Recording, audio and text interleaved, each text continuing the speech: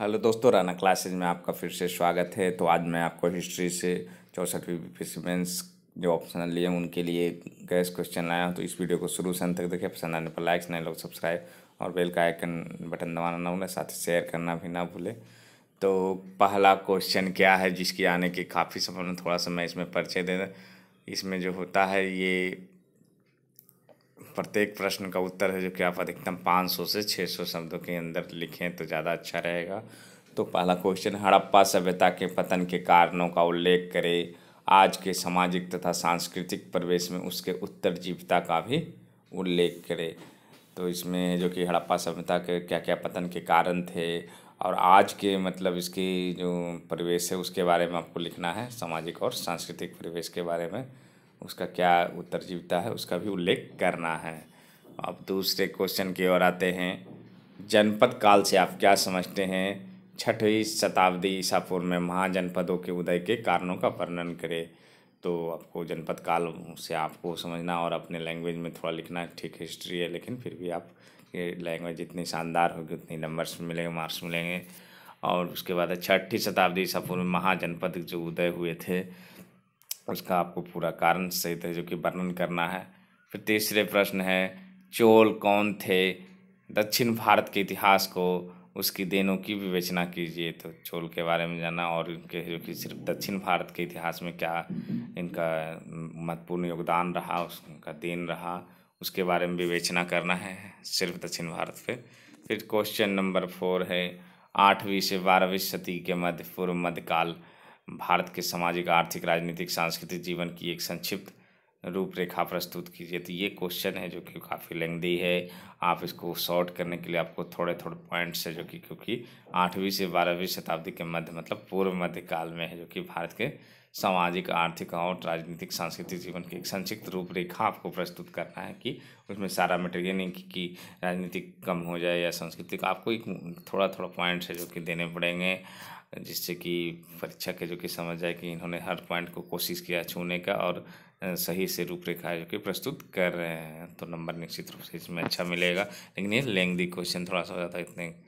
उसके बाद आते हैं 5वां नंबर क्वेश्चन है, मोहम्मद बिन तुगलक एक बेवकूफ़ तथा पागल बादशाह न होकर अपने समय से काफ़ी पूर्व था, उसके प्रमुख सुधारों के आलोक में इस कथन का परीक्षण कीजिए।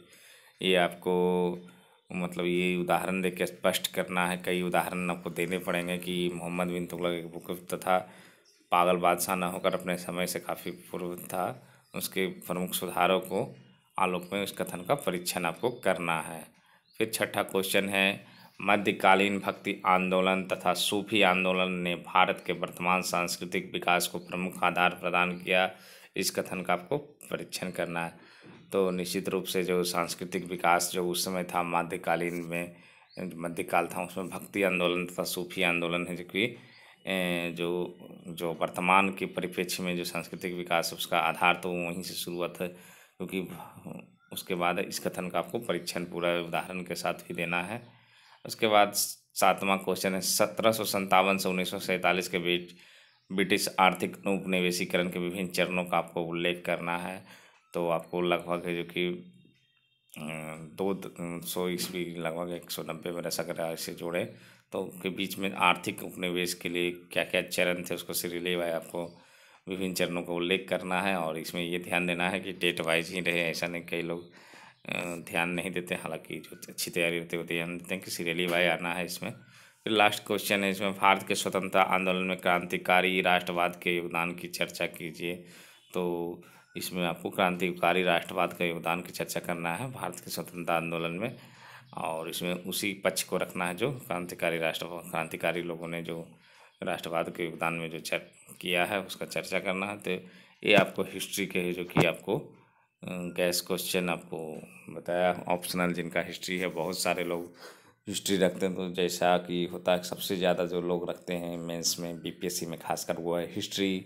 उसके बाद रखते हैं एलएसडब्ल्यू, उसके बाद ही किसी विषय का पोजीशन आता है, कभी जियोग्राफी आता है तो तो ये सब, और उसके बाद ही सारे विषय का। तो सबसे ज़्यादा जो विषय लोग लेते हैं वो है हिस्ट्री, उसके बाद एलएसडब्ल्यू ही होता है। तो मैंने एलएसडब्ल्यू का पहले भी गैस क्वेश्चन डाला है, और भी विषय का मैं डालूंगा, पब्लिक एडमिनिस्ट्रेशन, मानव शास्त्र, ये सब का है जो कि मैं आपको जल्द ही आपको वीडियो बनाकर डालूंगा, जिससे कि आपको कम से कम, ये 8 है तो कम से कम 2 या 3 प्रश्न तो निश्चित रूप से आने की संभावना रहती है। आप मैंने पीछे भी अगले साल भी डाला था 63 के लिए, तो बहुत मतलब 8 में लगभग 4 क्वेश्चन लगभग लग रहे थे।